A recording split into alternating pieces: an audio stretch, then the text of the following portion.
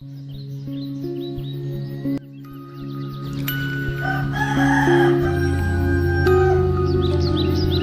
জীৱনটো হেঁপাহেৰে উদযাপন কৰিম।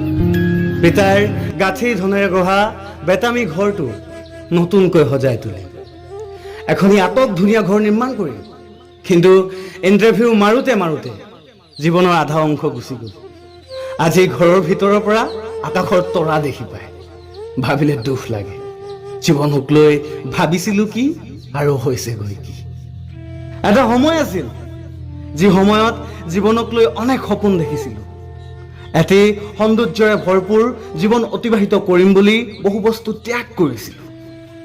আনে যেতিয়া বাইক লৈ ঘূৰি ফুৰে, মই চাইকেলখনেৰে সুখী হৈ মনতে থিৰাং কৰিছিলোঁ নিজৰ টকাৰে বিলাসিতা পূৰণ কৰিম বুলি। কিন্তু জীৱনক ভাবিছিলোঁ যেনেকৈ, এতিয়া দেখিছোঁ সেয়া যেন অন্ধকাৰত ডুব গৈছে। কোনোৱে কয়, ঐ এনেকৈ ঘৰত বহি থাকিবিনে কিবা কৰি দুখীয়া ঘৰখন ৰঙীন কৰিম বুলি ভাবিছ? উত্তৰ দিবলৈ মই যে অপাৰগ। মইহে জানো জীৱনটোৰ বাবে কিমান সংগ্ৰাম কৰিছোঁ। এটা চাকৰি, এটা কৰ্ম সংস্থাপনৰ আশাত নিজকে কিমান বিলীন কৰি দিছোঁ। কিন্তু সফল হৈও কিছুমান অভাৱত আজি মই অৱশ হৈ পৰিছোঁ। ভাবিছিলোঁ ডিগ্ৰী শেষ কৰি এটা আত্মনিয়োগৰ ৰাস্তা বিচাৰি ল'ম। ভাবিছিলোঁ এটা চাকৰি যোগাৰ কৰি দেউতাৰ কষ্টৰ সামান্য সহায় হ'ম।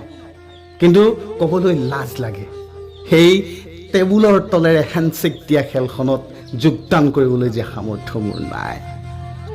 আৰু সেই কথা ক'লেও কোনো বুজি নাপায়। জীৱনে শিকাইছে বাৰুকৈ, পদুম যে বালিত নুফুলে, জীৱন যে আশাত নচলে। আশাত জীৱন চলাবলৈ হাতত অৰ্থ লাগিব, সপোন বাস্তৱ কৰিবলৈ মনত অদম্য সাহস লাগিব। আৰু জীৱনক সজাই তুলিবলৈ আজিৰ পৃথিৱীত কেৱল ডিগ্ৰীয়ে নহয়, দালাল নেতাবোৰৰ লগত মিলা মিছা থাকিব লাগিব। এয়াই আমাৰ জীৱন। ভাবিছিলোঁ কি হ'লগৈ কি, আনৰ চকুত এটা মস্ত বিকাৰ।